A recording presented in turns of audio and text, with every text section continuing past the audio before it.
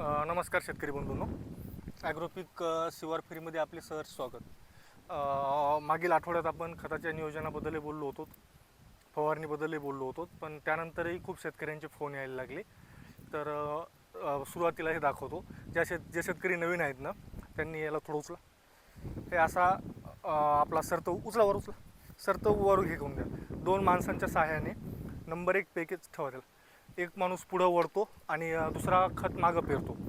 याने काय होतं शेतकरी बंधूंनो, पूर्णतः खत मातीआड जातो आणि आपल्या पूर्णतः मनावरती खत टाकता येतो जितका टाकायचा. आता आपण याला देतो शेतकरी बंधूंनो 10-26-26 एकरी 1, युरिया अर्ध पोतं, मायक्रोन्युट्रिएंट किट 1 आणि पीक शक्तीची 1 बॅग.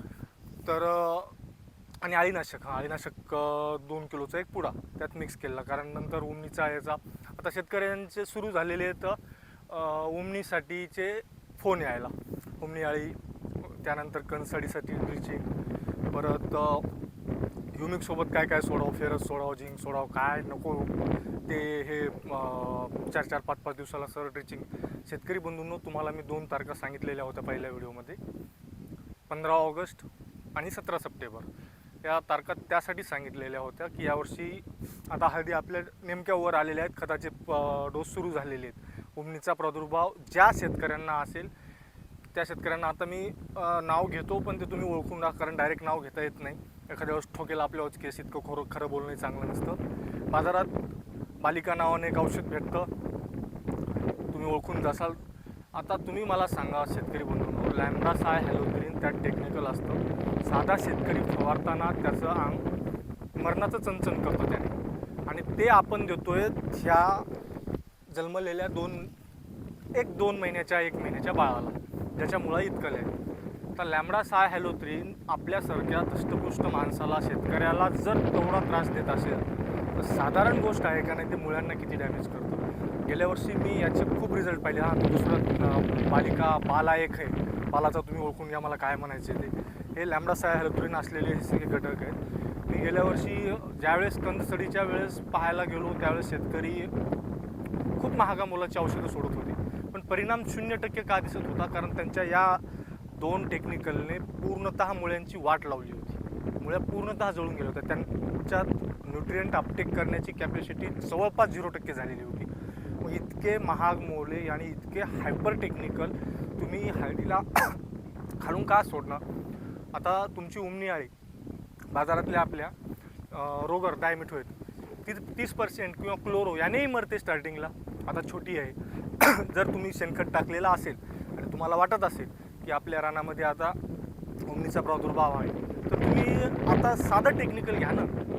इतकाल्या महाग मोलाचे लॅम्बडा साय हॅलोथेरिन सारखे टेक्निकलची काय गरज आहे शेतकरी म्हणून. आपल्या मनावरती बिंबवलं गेले, हे चुकीचं आहे. डायमिथोएट किंवा क्लोरो 20% कोणतंही चांगलं घ्या, त्याला मुळांनाही डॅमेज करणार नाही. किंवा क्युनॉल फॉसही चालेल, क्युनॉल फॉसने ड्रिचिंग करून घ्या. गॅस पॉयझनमुळे काय होतं, वास होतो पूर्ण परिसरात, आणि आपल्याला मेन काय म्हणजे ती एवढी थोडं हे करायचं की ते पूर्णतः जाळून टाकायचे, मुळांनाही डॅमेज होऊ नये आणि आपला जो शत्रू आहे घटक त्याचाही नायनाट व्हावं. या 2 गोष्टी साध्य करता आल्या पाहिजे. इतके लॅम्बडा साय हॅलोथेरिन सारखे इतके भयानक घटक वापरू नका. हा झाला पहिला मुद्दा.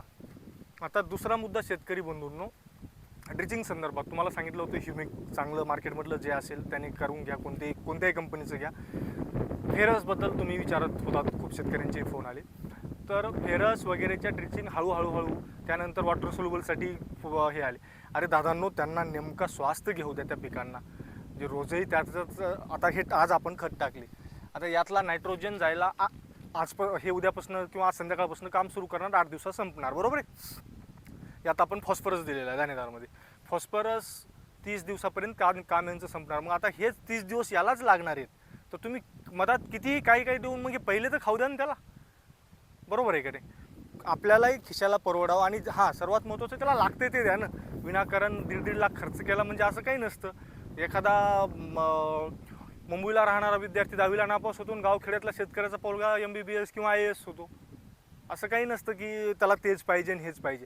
त्याच्या वाढीनुसार, त्याच्या वयोमानानुसार त्याच्या नत्रांची गरज असते, ती पूर्ण करा.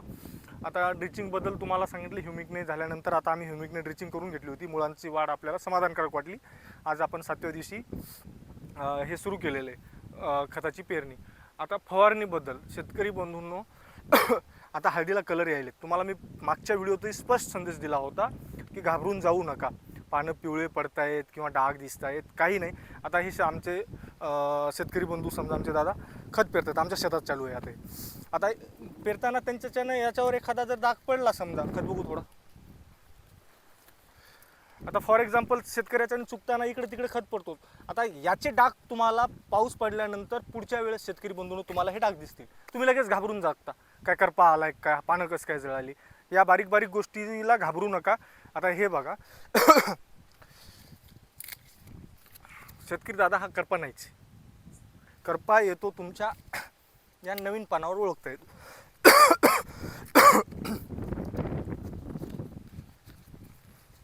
आहे डाग गेला, क्लिअर आहे ना. मग का फवारणी करतायत? आणि तुम्हाला ते स्पष्ट सांगितलेलं आहे ना की करपा आपल्या हळदीवर 3च रोग येतात. करपा, शेंग, हां की आपलं पान पोखरणारी आळी, हे बेस्ट आहे बघा, हे असं रिंकल शेपमध्ये पूर्ण पान खाते ती. हे 2 झाले आणि वरून हे 2च येतात आणि खालून आपली कंदसड आणि ओमनी, बस. याच्या पलीकडे काही मरी येत नाही. उगं तुम्ही 5-5 आणि 10-10 फवारण्यांच्या नादाला लागू नका. आणि ते पण मागच्या व्हिडिओ स्पष्टपणे सांगितलेलं आहे अगदी. करपा हा एक्स्ट्रीम आणि पीक शक्ती या कॉम्बिनेशन शिवाय कोणत्याच औषधाने जात नाही. कोणतं टॉप घ्या, हे टॉप घ्या, त्याचं टॉप घ्या किंवा कोणतं सायक्लिन घ्या, काही मरी येत नाही. उकळत्या पाण्यातून फवारल्या आपण 10-10, 5-5, 7-7 फवारण्या केल्या, करपा एक्स्ट्रीम आणि पीक शक्तीशिवाय जातच नाही, पहिली गोष्ट. दुसरी, या आळीबद्दल, हे आपले तुमच्या एरियातील सर्वात चांगल्या दुकानदाराकडे जा, त्यांना म्हणा दादा नसेल तर आम्हाला नीम ऑइल 20,000 ppm वाला अवेलेबल करून दे. कारण त्याच्यात शेतकरी बंधूंनो 2 फायदे आहेत. एक तर आपल्याला स्वस्तात मस्त पडतं, पहिली गोष्ट. दुसरी गोष्ट आहे ती आळी मारतं आणि या पानावर तो इतका कडवटपणा आणतो की महिनाभर आळीची इच्छाच होत नाही समजा काही खायची. इवन जो माणूस फवारणी करतोय तो सुद्धा 2 दिवस भाकर खायला त्याला काही खाल्लं तरी कडवटच लागतो, इतका कडवटपणा आणतं ते पानावर. आणि पानांचा कलरही हिरवागार करतं. मग कशाला महाग मोलाचे आपले औषध फवारायचे? गेल्या वर्षी काही शेतकऱ्यांनी अक्षरशः प्रोफेक्ट सुपरसारखी औषधं हळदीला फवारली, ते काही तारतम्यच उरलं नाही.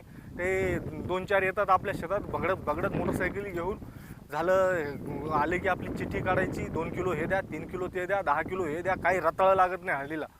आणि परत एकदा नंबरही देतोय, धनंजय भालेराव 9970 750 740. काहीही अडचण आली तरी फोन करा, विनाकारण कुठेच खर्च करू नका.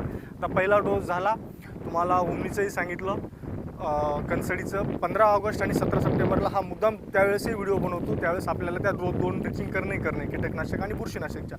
आज पहिला डोस झाला की कंप्लीट तुम्हाला 20 दिवसांनी दुसऱ्या डोसचंही मार्गदर्शन करतो. उगाच कोण्या येड्या गबाळ्याच्या नादाला लागू नका. ज्या शेतकऱ्याची हळद ज्या शेतामध्ये प्रथमतः तो लागवड करते त्याने काही जरी नाही केलं तरी नुसत्या पोटॅशवरही त्याला 30 क्विंटल होते.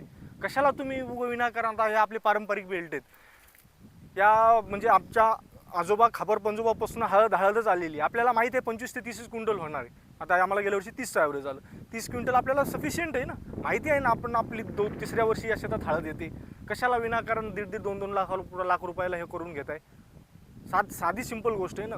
आता फॉर एक्झाम्पल जो निवळ कोरडो भाग होता त्या एरियामध्ये इतके दिवस हळद नव्हती, आता हळद पोहोचली, तर त्या एरियामध्ये साहजिक आहे शेतकरी बंधूंना त्यांनी 20,000 जरी खर्च केला तरी 35 ते 40 क्विंटल ॲव्हरेज येणार. आपला कशाला त्यांच्यासोबत आपण शर्यतीत हे करायचं? माहिती आहे ना आपल्याला की हळद नवीन रानात सर्वोत्तम येते, जुन्या रानांमध्ये थोडं ॲव्हरेज घटतंच. त्यात परत आपल्याकडे शेणखत नाही आहे, मळी नाही आहे, तर काही घाबरून जाऊ नका. नंबर 1 हळद येते, ती पण कमी खर्चामध्ये येते. हळदीला 2-3च रोग आहेत, बाकी काही मरी नाही. 5-5, 10-10 फवारण्याच्या नादी लागू नका. एक्स्ट्रीम पीक शक्ती प्लस त्या आळीसाठी निंबोळी तेल, ते नाही भेटलं तर कोणत्याही चांगल्या कंपनीचं डायमिथोएट घ्या किंवा क्लोरो 20% घ्या. बस, याच्या वर फवारणी अजिबात नाही. 2 फवारण्या करून टाकायच्या, जायतील, काय डाग लागत नाही हळदीला, हिरवीगार शेवटपर्यंत राहते. दुसरं मायक्रोन्यूट्रियनचे आणि वॉटर सोल्युबलचे त्या वेळेस समजा 19 126100 1340 13 052 34 0050 यांचे व्हिडिओ तुम्हाला वेळोवेळी टाकत जाईल. परत एकदा मोबाईल नंबर सांगतो, 9970 750 740. काही अडचण आली शेतकरी बंधूंनो बिंदास फोन करा. चालतं. तुर्तास धन्यवाद.